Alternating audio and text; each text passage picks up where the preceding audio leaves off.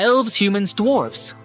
2 decades later, the legendary Lord of the Rings series, adapted into a series and returned to the screen.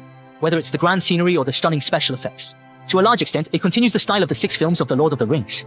This is the most costly theatrical production in film history. Total investment is reported at $3 billion. Each episode's budget surpasses 6 figures total for the game. Without further ado, let's dive into the story of the prequel to The Lord of the Rings. The Realm of Power's story is set in the Second Era, set thousands of years before The Hobbit and Lord of the Rings. So the female protagonist, Celebrian, we see now is still a young elf, revisiting Galadriel in The Lord of the Rings.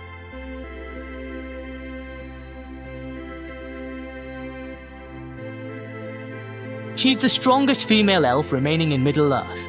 The people of Aragorn were too intimidated to command her, because her eyes can see through everything. Back to the plot. The director utilized the camera to depict the First Era's background. The elves of Valinor had not yet experienced darkness. There are no words to describe death for them. He made a paper boat and set it afloat in the stream. The mischievous boy threw stones at a paper boat, causing it to sink in the lake. A few individuals argued and began fighting. Celebrimbor sought guidance from his brother Finrod. The small boat floats due to buoyancy. Guided by light, it keeps its gaze upward. It won't be lured by the darkness below the surface. Cairanquir responded to him. The light on the water can match the brightness of the sky. How should I tell whether to look up or down at this moment? His brother whispered something inaudibly to him. The plot will be disclosed later. Then the elder brother took Chiron and Seal to prepare to go home.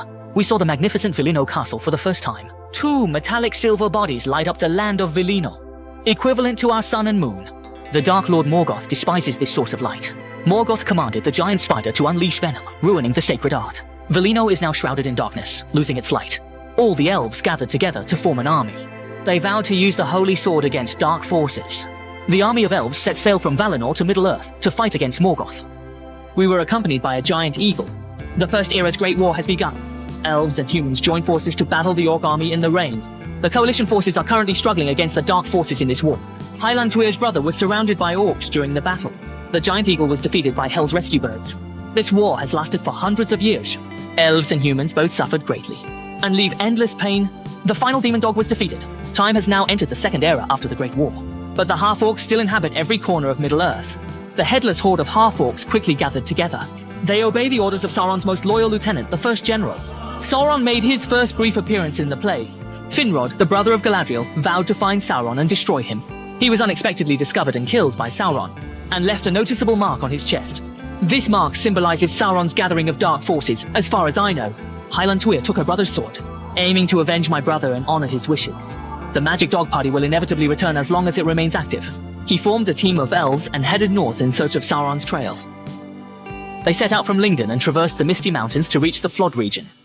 The end of several arduous journeys over mountains and rivers reflects the slow passage of time. The little boy informed me that the expedition team has been missing for over a century, but still, no clues have been found about the Orc Legion. They have grown tired of the endless search, and Callan urged them with a determined gaze. Tell them that he won't rest until he finds Sauron. 9 people linked arms while walking through a blizzard. The last person succumbed to the biting cold and fell to the ground. The commander was ordered to halt by the red half-armor. To allow the team to move forward, she draped her coat over the man. Everyone thought they had come to the world's end. The commander is asked to stop searching and go home. Lightning lit up the night sky. An abandoned fortress loomed, towering into the clouds. The expedition team took almost a century to find the dark forces' gathering place. Half-orcs congregated here after Morgoth's defeat.